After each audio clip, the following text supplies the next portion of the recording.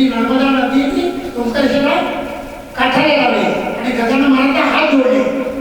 हा आरतीमध्ये आहे गजानन महाराजांना नर्मद दर्शन दिलं आणि ती कोळ्याची मुलगी होती. तशी गंगा यमुना आणि सरस्वती दिदी रूपांच्या साधू महाराजांचे ते झाडू मारायला आल्या. सांगितलं कुंडलिकाने पाहिलं आणि त्या गुप्त झाल्या देवीच्या तिने साधू महाराजाला आंघोळ करून आणि त्या कपडे कुंडलिकाचे लक्ष देतात कपडे वाळून टाकले. वाळून टाकल्याबरोबर त्या ठिकाणी कुंडलिकाचे लक्ष दिलं त्या साधू महाराज म्हणे आपण कोण? मी पुढारीच म्हणे. मग आपण असं काय केलं? कुंडलिकाने विचारलं त्याला कसं काय केलं? तुमच्याकडे गंगा सरस्वती यमुना आता झाडू मारल्या, झाडू मारला कचरा फेकला आणि त्या गुप्त झाल्या असे कोण? तुम्ही अशी कोणती पूजा केली? त्याचं नाव होतं कुक्कुट स्वामी. आणि कुक्कुट स्वामीला विचारल्यानंतर कुक्कुट स्वामीने उत्तर दिलं, आता लक्षात ठेवा प्रवचनातून आपण ऐकतो ना प्रपंचात, मी कुठली घरात मूर्ती ठेवली नाही, पूजा केली नाही, अगरबत्ती लावली नाही, 10 गणपतीच्या मूर्ती ठेवल्या नाही, काहीच केलं नाही. मी फक्त माझ्या आई वडिलांची सेवा केली, बस एवढंच केलं, काहीच केलं. मरेपर्यंत आई वडील सेवा केली. कुंडलिकाच्या डोक्यात आलं इथं आई वडिलांना धक्के मारून बाहेर काढलं आणि या साधू महाराजांच्या घरी येऊ साक्षात यमुना नर्मदा देवी आल्या, कचरा टाकून त्यांच्या घरात घालू लागले. बापरे, मग मी चूक केलं आणि परत कुंडलिक निघाला तिथून. आता गुरु बिना घ्या नाही. आता गुरु कोण भेटला? कुक्कुट स्वामी भेटले. त्याच्या डोक्यात प्रकाश झाला. निघाला निघता एका मंदिरात गेला. देवांची शंकराला तिथे झोपलेलं त्यावेळी नमस्कार नाही केला आणि आई वडील तिथे त्याला आई लेखाने आवाज मारला. आईचा अर्थ सांगतो, आ म्हणजे आत्मा आणि ई म्हणजे ईश्वर. तिने जगाचा मालिक आई विना ठिकाणी लक्षात ठेवा. आईची ममता किती मुलगा घाणेरडा असेल, एवढा असेल, दारू पीत असेल म्हणाल, पण आईचं मन दुखतंय, पण मुलाचं मन आईबद्दल दुखत नाही. महाराज किती कसं चाललंय का? आणि म्हणून त्यावेळेला आईने एवढं मानल्यानंतर माझा पुंडलिकाला आणि पुंडलिकाला कवठाळलं. बाबा म्हणतात हा आपला पुंडलिक नाही. आई आणली होती, आवाज ऐकला, माझा मुलगा माझा पुंडलिक आला, एवढं लाभ पाहिल्यानंतर आणि आपण पोटाशी घेतला आणि पुंडलिकाचे वडील म्हणतात हा आपला मुलगा नाही. हो, आपलाच मुलगा आहे. आणि म्हणून आई वडिलांना पुंडलिकाने खांद्यावर घेतलं आणि घरी आणलं. काय केलं सांगतो. मुलगा सांभाळायचं आलं होतं, पण काय म्हटलं, आई वडिलांना खांद्यावर आणि आई वडिलांची हात पाय धपायला सुरुवात केली. काय लक्ष दिलं बायकोकडे. पाय धपता धपता भगवान कृष्ण प्रकटले.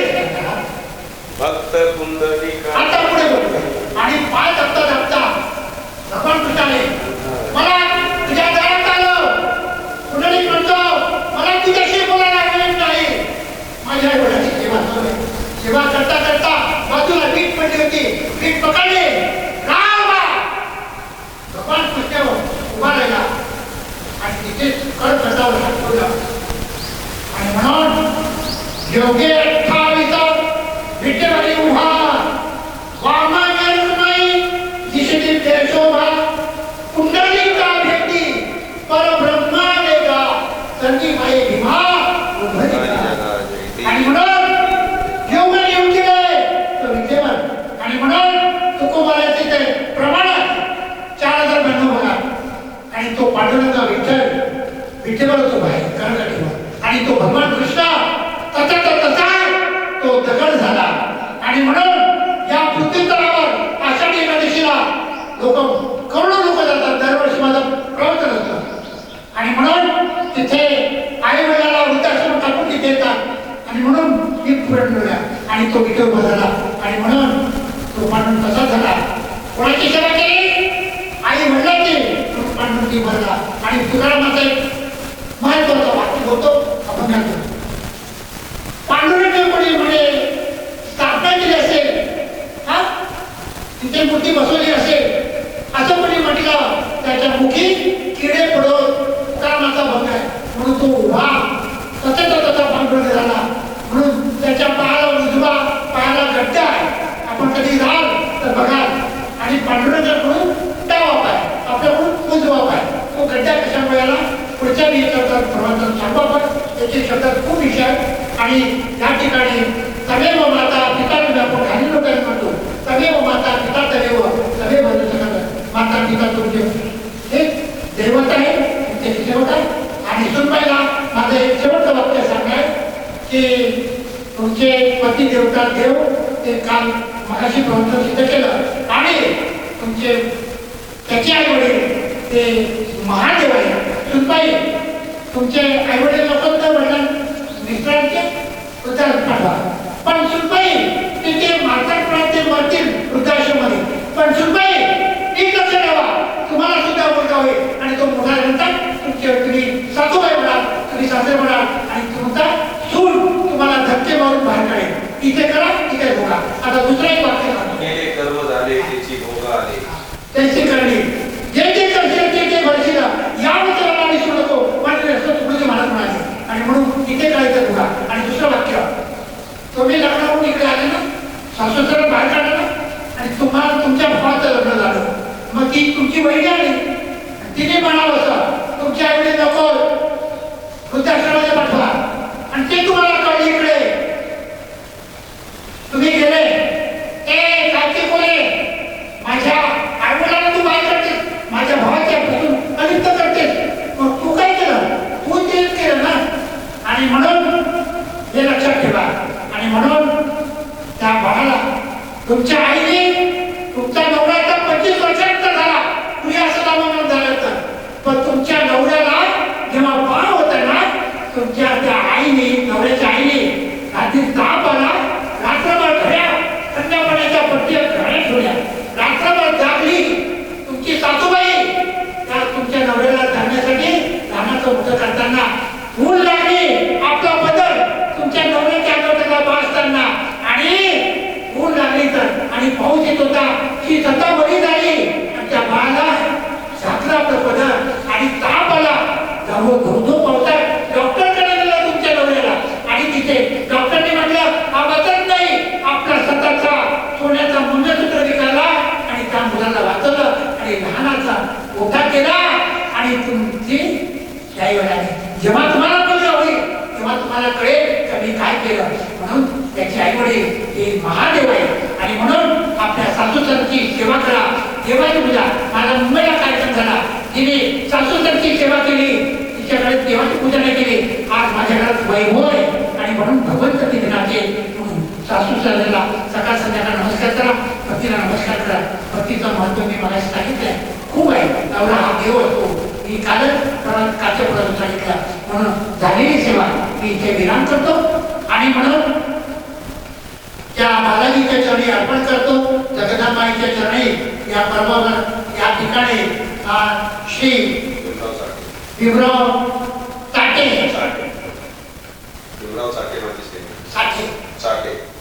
भीमराव चाटे मला अचानक बालाजी मंदिरात भेटले.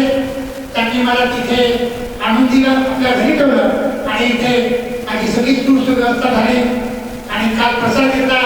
भगवानची यात्रा पाहिली खूप आनंद किती लोक करोडो लोक. आणि आज मी इथून प्रस्थान अमरावतीला अंबादेवीला जातोय. पुढे माझा प्रस्थान आहे आणि त्यांनी आज माझा आजपर्यंत कुठे युट्यूबला नाही फक्त असे प्रवचन व्हायचे.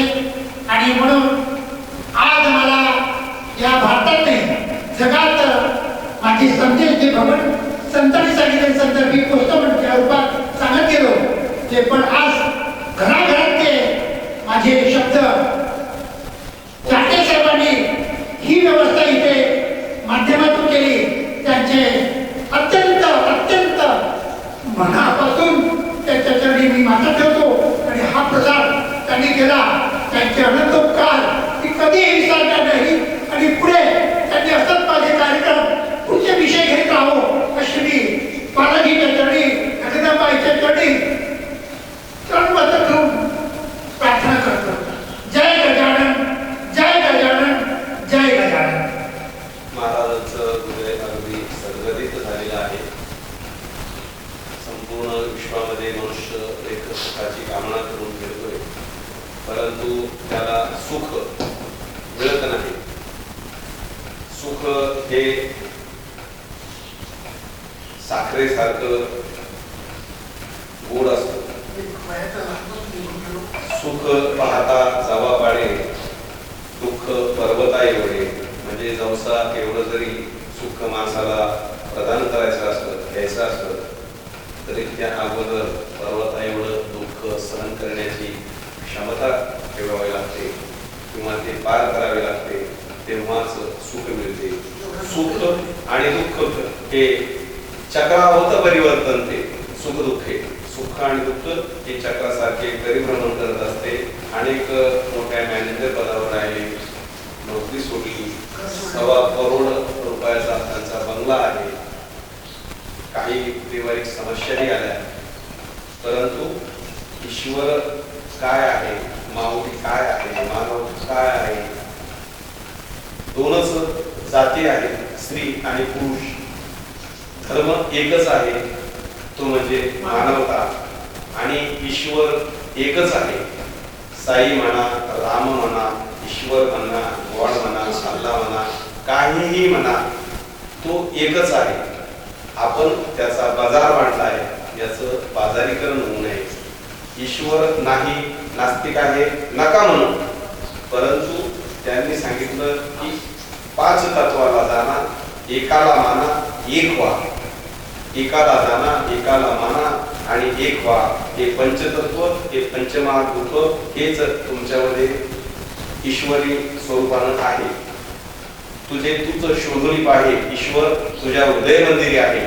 आणि ह्या हृदय मंदिरामधला जर आपला अभ्यास केला आणि आपण एक शुद्ध चतुर्णी जीवन जगायला लागलो, तर पूजा करणारे काय, प्रार्थना करणारे काय, यापेक्षा एक कोणत्याही गळ्यामध्ये माळ नसलेला, एक साध्वी पण त्याचं आचरण शुद्ध असलेला माणूस सुद्धा ईश्वराच्या पेक्षा, त्या सद्गुरूपेक्षा श्रेष्ठ ठरू शकतो.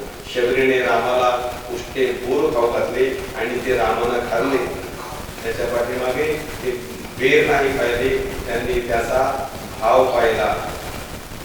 श्रीकृष्णाने सुदाम्याच्या तोंडातील उष्टी खीर दही खाल्लं. देवा देवा देवा आ करा आणि मी तुमच्यासाठी प्रसाद आणलाय, आणि तो त्या भक्तानं आणावा आणि कृष्णानं त्याच्या तोंडातलं पोकारी सारखं आ करावं आणि घ्यावं. यामध्ये सुद्धा देवानं त्यांचा भाव पाहिला आहे.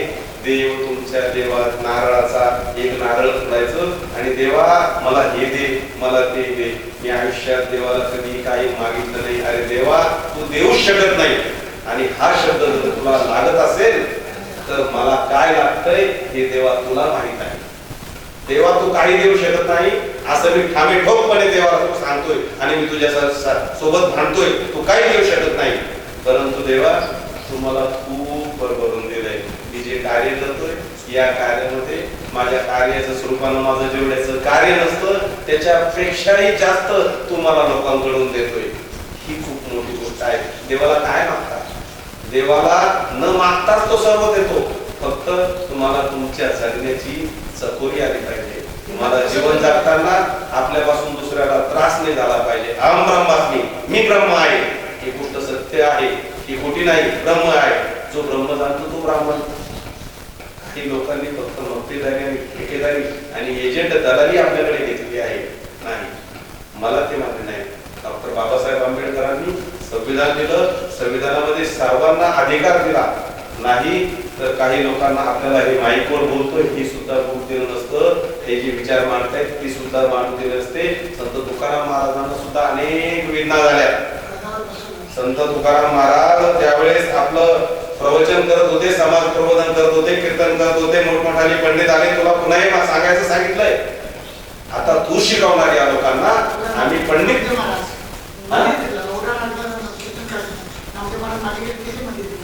मंदिर सुद्धा फिरले, तुकाराम महाराजांच्या गाथा बुडवल्या गेल्या, त्या फक्त सांगण्यासाठी नाही. तर गोष्टी अनेक आहेत, परंतु आपल्या जगण्या वागण्याची चहुरी ही एक सिद्ध असायला पाहिजे. मातृपितृ देवो भव. आपलं हे महाराष्ट्राचं सर्वात मोठं जे दैवत आहे ते दैवत म्हणजे विठ्ठल विठ्ठल विठ्ठल. आणि त्या विठ्ठलाला कोण उभं केलं? त्या विठ्ठलाला उभं करण्याची ताकद कोणाची? तर त्या पुंडलिकाची. त्या पुंडलिकाच्या पाठीमागे कोणाचा हात? तर आई वडिलांची सेवा. मुस्लिम बांधव सुद्धा हेच सांगतात